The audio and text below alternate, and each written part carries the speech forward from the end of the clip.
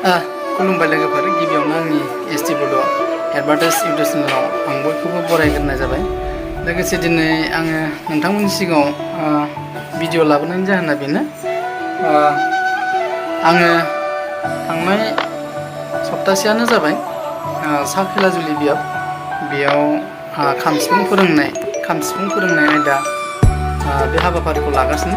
दा बेनो आरोना माखासे स्टुडेन्टफ्रा सिफुंनि गोनांथि बुंनायलाय आं जाबाबो जायाबाबो नै माखासे ट्रेडिसनेलनि बर' फक डान्सआव दामग्रानि सिफुंखौ बानायबाय। दा ओरैनोथ' 40 खानसो नांगौमोन, दा माखासेया दंखायो गाव गावबागाव। दा नैबे माखासेखौ 15 खानसोखौ आङो बानायबाय आरो दा बिथांमोना माबायदि मोनो लाथोंसै नायनानै। दा माबायदि जादों साउन्ड कुवालिटिया दा नायनोसै दामनानै जाय जाया नोंथांमोना एसे नायनायदो बासिनायदो। लोगोफोर दानिया सिफुंखौ नायलांदों माबायदि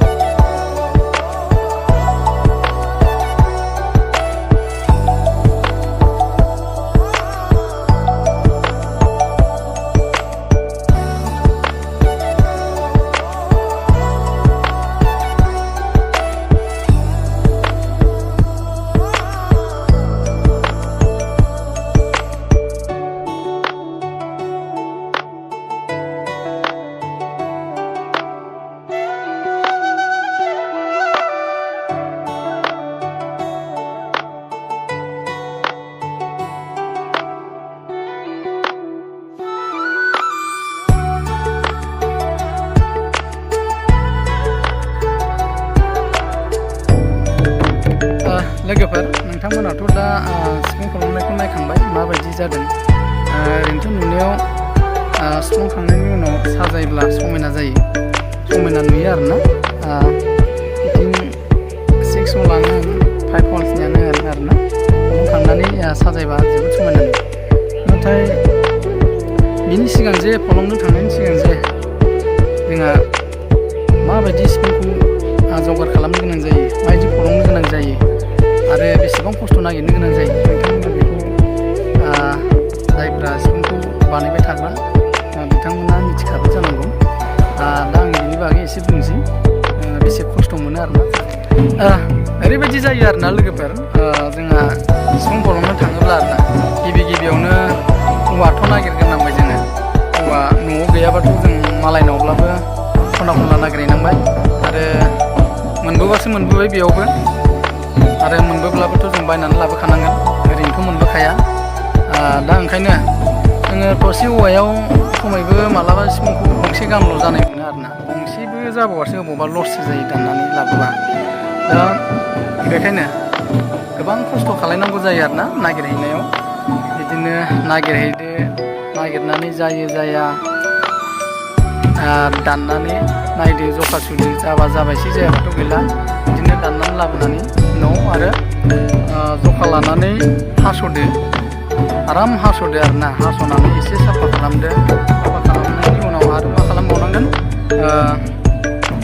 जोंहाथ' जखाया जाजोब्बाय नालाय, जखानि उनाव जोङो बेखौ मा रोखोमै सुनांगोन बेखौ जोङो दागो होनानै जखाखौ सुना लाजोबबाय आरोना। आरो जखा सुखांनायनि उनाव जोंहा मा बेखौ फलंनो थाखाय जगारा बुथुमनांलायबाय आरोना। ओरैनोथ' सिफुं फलंनायाव मा जगार नांगौ बेखौ नोंथांमोना मिथिखागौ, फारियै मा नांगौ जायो। आरो खायसेया ओरैबायदि खालामो, कारेन्ट इलेक्ट्रिकजोंबो सुफ्लङो आरो खायसेया बनजोंबो सुफ्लङो आरोना। आं कारेन्टजों सुफ्लंथ'वाखै, दा बनजोंनो खालामथ'गासिनो आरो। दा ओरैबायदि जायो लोगोफोर, सिफुंखौ जेब्ला बे सिफुङा फलंखांनानै जागोन आरोना, जाखांबाथ' जोबोद समायना नुयो। नाथाय फलंनायावदि माबायदि खस्थ' मोनो बेखौ एबार नोंथांमोना खोन्थाबासो मिथिगोन। ओरैबायदि जायो लोगोफोर, अरनि खाथियाव थायोबा दुगैनानै मा सियो बिनि बांसिनसो सिग्लाबजोबो मोदोमा। ओरैबायदि सियो, गस्ला सिजोबो आरोना, दुगैनाय बायदिसो, दुगैनायनिफ्राय बांसिनसो सिखायो आरो। बेबायदि खस्थ' सहायनांगौ जायो।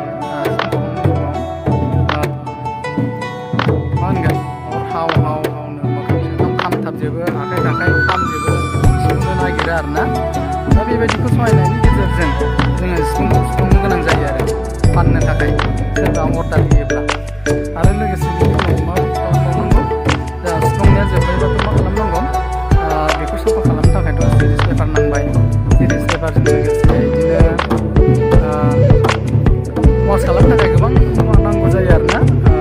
बिदिनो साफा खालामबाय, साफा खालामनानै सिङावबो वास खालामबाय, गुदुंखौबो वास खालामबाय। वास खालामखांनायनि उनाव बिदिनो थावजोंबो वास खालामबाय। आरो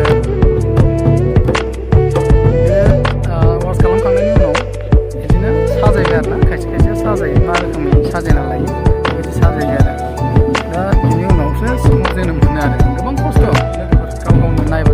बेनिफ्राय लोगोफोर जोबथारनायाव जोंहा सिफुंनि बेसेनखौ ओरैबायदि खालामदों खायसेफ्रा, जा ट्रेडिसनेलनि जा दामनाय सिफुं बेखौ खायसेया 500 राङाव फानो आरो खायसेया बिदिनो 350 बेबायदियाव फानो आरो। आङो 350 बेफोरबायदियाव फानदों आरो दायो 350आवनो हरगासिनो। नाथाय आंनिनो स्टुडेन्ट जायोब्ला आं